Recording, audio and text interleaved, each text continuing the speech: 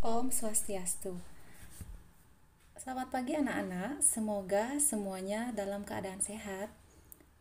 Hari ini Ibu akan memberikan materi bab 1 tentang kasus-kasus pelanggaran hak dan pengingkaran kewajiban warga negara. Langsung saja kita mulai materinya.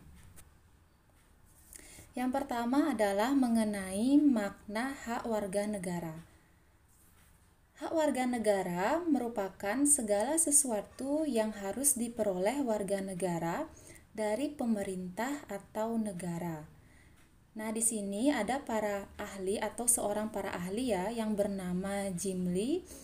Dia mengatakan bahwa hak warga negara itu erat kaitannya dengan hak konstitusional.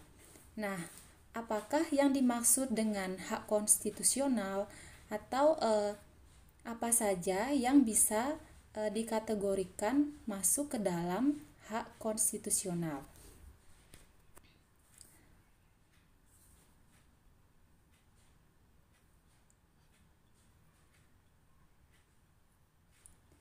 Ya, jadi hak konstitusional warga negara yang pertama adalah hak asasi manusia tertentu yang hanya berlaku sebagai hak konstitusional bagi warga negara Indonesia saja dan bukan bagi setiap orang yang berada di Indonesia.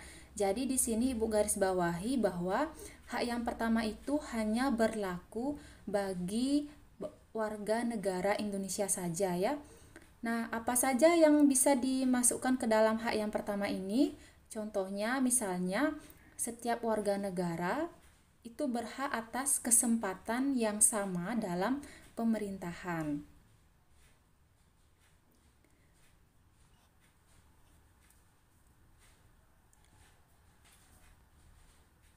Nah, yang kedua, hak konstitusional warga negara yang kedua, hak asasi manusia tertentu yang meskipun berlaku bagi setiap orang, tetapi dalam kasus-kasus tertentu khusus bagi warga negara Indonesia itu berlaku keutamaan-keutamaan tertentu.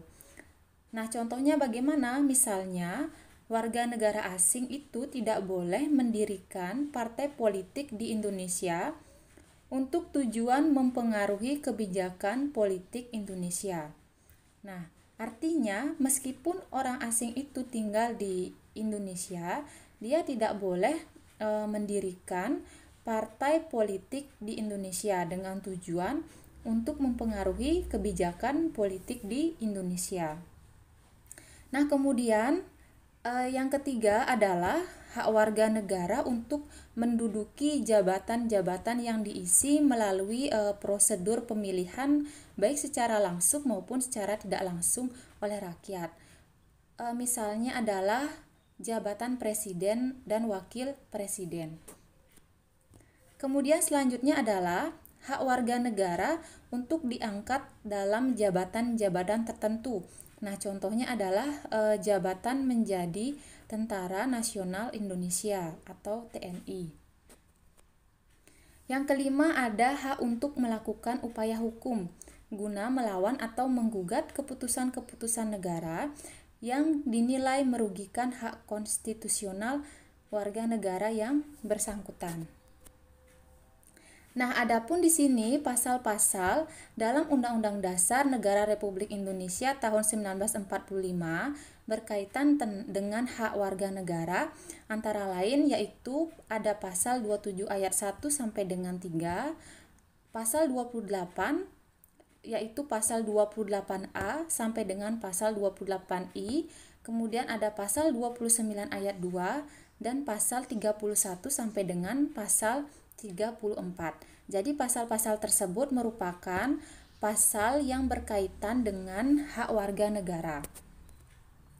Ya, jadi Ibu ambil satu contoh pasal sesuai dengan bunyinya ya, yaitu pasal 27 ayat 2. Di sana dikatakan bahwa tiap-tiap warga negara berhak atas pekerjaan dan penghidupan yang layak bagi kemanusiaan. Jadi di sana lebih menegaskan tentang haknya pekerjaan dan penghidupan yang layak. Nah, kita tadi sudah membahas mengenai hak. Selanjutnya kewajiban. Nah, apa sih yang membedakan antara hak dan kewajiban warga negara? Kalau berbicara mengenai kewajiban warga negara, di sini ada seorang ahli yang bernama Prof. Dr. Notonegoro mengatakan bahwa kewajiban itu adalah beban untuk memberikan sesuatu yang semestinya diberikan secara terus-menerus oleh pihak manapun yang pada prinsipnya dapat dituntut secara paksa oleh pihak yang berkepentingan. Nah, apa saja yang bisa dikategorikan ke dalam contoh kewajiban? Nah, yang pertama misalnya kewajiban untuk berperan serta dalam mempertahankan kedaulatan negara. Kemudian wajib membayar pajak dan retribusi. Wajib mentaati serta menjunjung tinggi dasar negara. Wajib taat, tunduk dan patuh terhadap segala hukum. Dan wajib turut serta dalam pembangunan bangsa. Nah, itu merupakan contoh daripada kewajiban.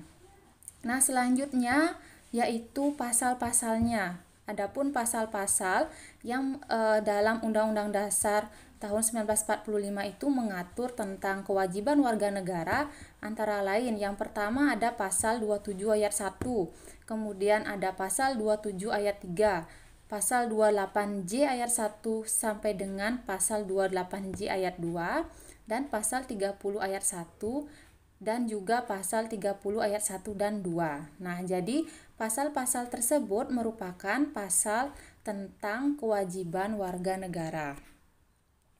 Nah, Ibu ambil di sini satu contoh saja bunyi pasal tentang kewajiban warga negara, yaitu pasal 28J ayat 1. Dikatakan bahwa setiap orang wajib menghormati hak asasi manusia orang lain dalam tertib kehidupan bermasyarakat, berbangsa dan bernegara. Jadi di situ lebih ditekankan mengenai kewajiban menghormati hak asasi manusia. Ya, jadi untuk pertemuan kali ini Ibu hanya membahas materi itu saja. Selanjutnya silahkan dikerjakan latihan soal. Soalnya adalah tuliskan dan jelaskan satu contoh kewajiban warga negara. Nah, jadi anak-anak menyebutkan dulu satu contoh kewajiban kita sebagai warga negara apa, kemudian dijelaskan secara lebih rinci lagi.